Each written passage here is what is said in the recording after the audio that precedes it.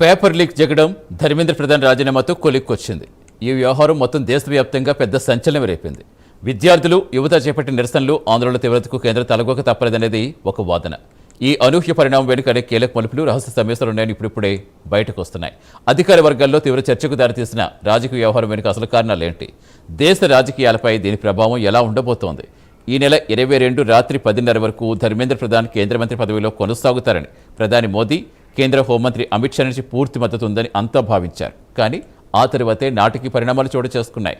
ఆ రోజు రాత్రి ఆర్ఎస్ఎస్, బీజేపీ ఉన్నత స్థాయి సమావేశం జరిగింది. ఈ సమావేశంలో ఆర్ఎస్ఎస్ తరపున సర్ కార్యవాహ దత్తాత్రేయ హౌసబోలే సహా కార్యవాహ అరుణ్ కుమార్, కృష్ణగోపాల్తో పాటుగా మరో 2 కీలక అధికారులు పాల్గొన్నారు. బీజేపీ నుంచి ప్రధాని మోదీ, అమిత్ షా, కేంద్ర మంత్రులు జితేంద్ర సింగ్, జేపీ నడ్డా హాజరయ్యారు. ఈ సమావేశం ఎక్కడా అధికారికంగా జరగలేదు. దీన్ని అత్యంత గోప్యంగా నిర్వహించారు. ఈ మీటింగ్ తర్వాతే పరిణామాలు వేగంగా మారిపోయాయి.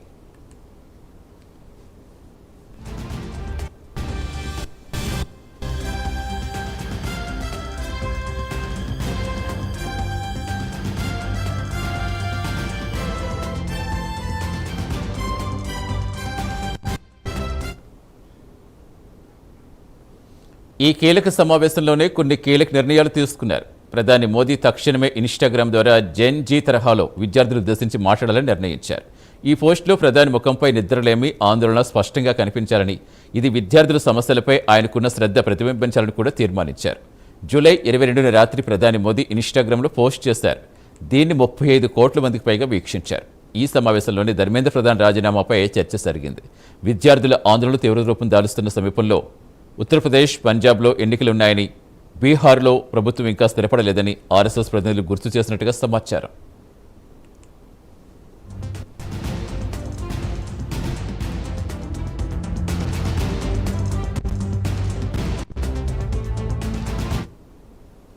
ఈ వివాదం పరిష్కారానికి ఆర్ఎస్ఎస్ తన అభిప్రాయం చాలా స్పష్టంగా చెప్పినట్టుగా తెలుస్తోంది. ఆందోళనలు అదుపులోకి రాకపోతే ప్రభుత్వం తీవ్ర ఇబ్బందుల్లో పడుతుందని హెచ్చరించింది. జూలై 27 వరకు పరిస్థితి గమనించి అప్పటికీ ఆందోళన తగ్గకపోతే సోమవారం రాజీనామా చేయించాలనుకున్నారు. కానీ ఈ 5 రోజుల్లో ప్రభుత్వం తరపున ప్రతి అంశం పరిశీలించాలని ప్రధాని ప్రభుత్వంపై సానుకూల వాతావరణం సృష్టించాలని ప్రయత్నించారు.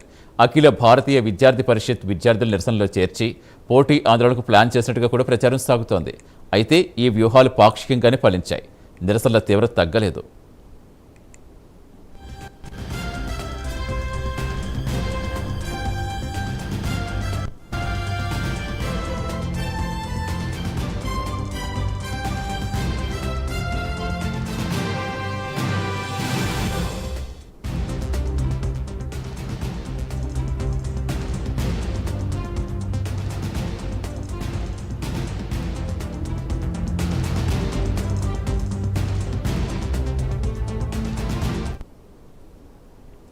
ఆందోళనలు తీవ్ర రూపం దాల్చడంతో ఆర్ఎస్ఎస్ మరోసారి కేంద్రానికి కఠిన సందేశం పంపింది. సర్ సంచాలక్ మోహన్ భాగవత్ కూడా జెన్ జీ యువతతో చర్చలు జరపాల్సిన అవసరం నొక్కి చెప్పారు.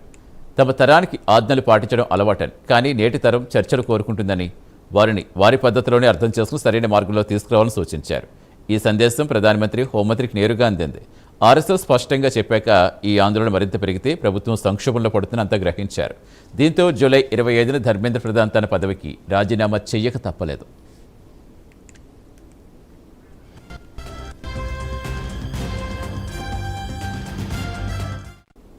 నిజానికి రాజీనామా గురించి మోదీ, అమిత్ షా, ఆర్ఎస్ఎస్కు మాత్రమే తెలుసు అంటున్నారు. బీజేపీ కార్యాలయంలో ఇతరులకు, చివరకు జేపీ నడ్డా, జితేంద్ర సింగ్ కూడా రాజీనామా తర్వాతే విషయం తెలిసిందని సమాచారం. గతంలో రైతుల ఉద్యమం సమయంలో ప్రభుత్వం వెనుకడుగు వేయాల్సి వచ్చింది. ఇప్పుడు విద్యార్థుల ఆందోళనలతో కేంద్ర మంత్రి రాజీనామా చేశారు. అధికారికంగా దీన్ని ఒక వ్యూహాత్మక నిర్ణయంగా చెబుతున్నా ఇది ప్రజల ఒత్తిడికి ప్రభుత్వం లొంగిందనే వాదన కూడా ఉంది. అయితే ఈ కథ ఎక్కడితో ఆగిపోదు. భవిష్యత్తులో ఈ పరిణామాలు ఎలాంటి మార్పులకు దారితీస్తాయో చూడాలి.